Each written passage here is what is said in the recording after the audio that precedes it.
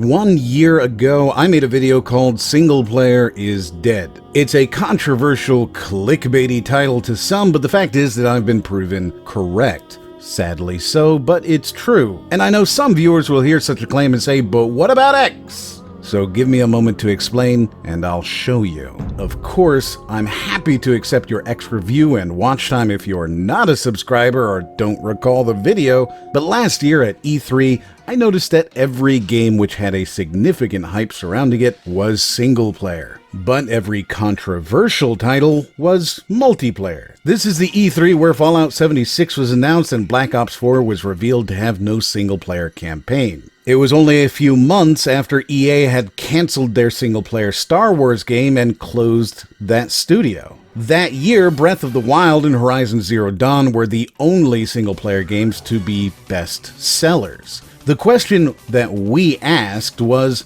did these games do well simply because of how excellent they were, or did they do well surprisingly, against the preference for multiplayer-only games? It was and continues to be my belief that bring your own fun games which are games as a service, or live service, or social games, all the terms that are so popular with marketers, that these games are the reason single player isn't as popular. And I don't mean that single player isn't popular, I mean that they aren't popular to make. Developers have a choice. They can spend millions of dollars and years of time producing a game that you will pay for once for $60. That will be streamed online to millions of viewers. The story will be dissected and torn apart on Reddit within a day, and sales will be mostly mediocre. Or they can shoot for the moon with a multiplayer title and microtransactions. Maybe they go free to play and hope to get that next Apex Legends. Alternatively, they spend all of that time working on a multiplayer game like Anthem, Battlefield 5, Tom Clancy's Elite Squad, and they can keep you in their ecosystem for potentially years. The fact is that if you pay $60 for a game, you'll probably pay $20 for some cosmetics and maybe $25 for a DLC, and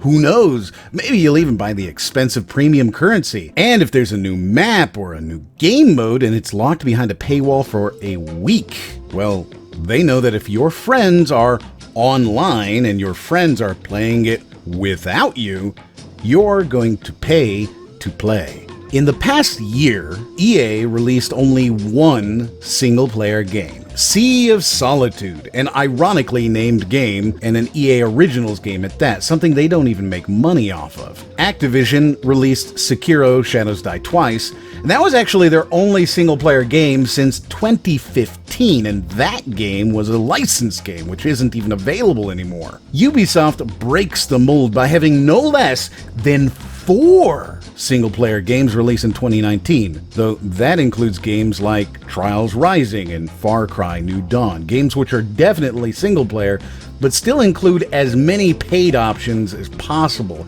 usually in the form of a season pass, but definitely with the inclusion of microtransactions. I can't help but remember the outrage that existed when Bethesda sold horse armor, and today we're excited to prepay for that horse armor with the multiple year season passes. This might sound like a one-off, but the fact is that the number of games released by major developers and publishers has dropped over 71% in the past 10 years. And in that same period of time, the number of games as a service continues to rise. EA continues to pour time, money, and effort into Anthem. Bethesda continues to pour time, money, and effort into Fallout 76. And while I don't believe that we as gamers should give these developers a second chance, that by doing so, even when a game gets significantly better, that we are enabling them to release bad products and then fix them over years, the fact is that these developers are banking on our willingness to do exactly that.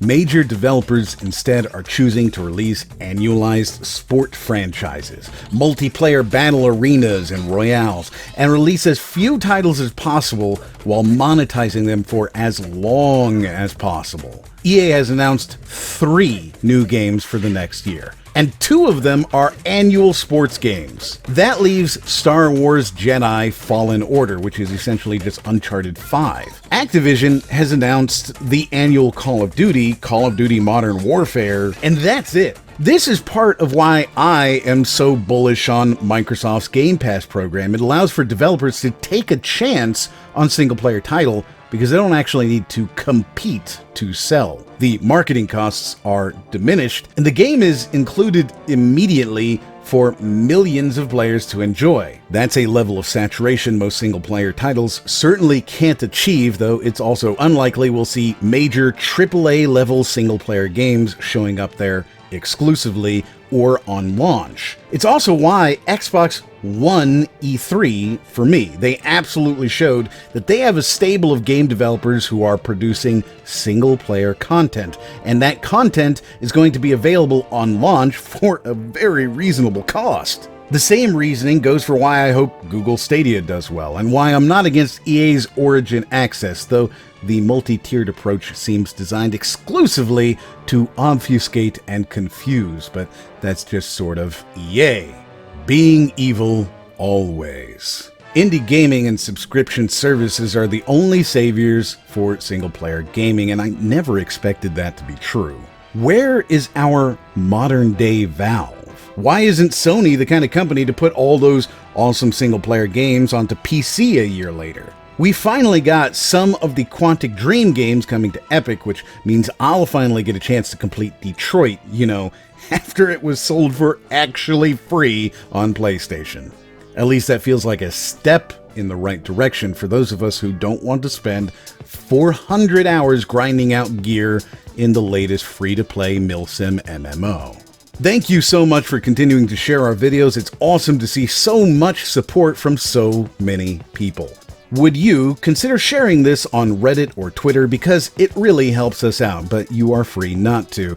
If you'd like, you can watch another video in the corner right now, and as always, we'll see you on the next one.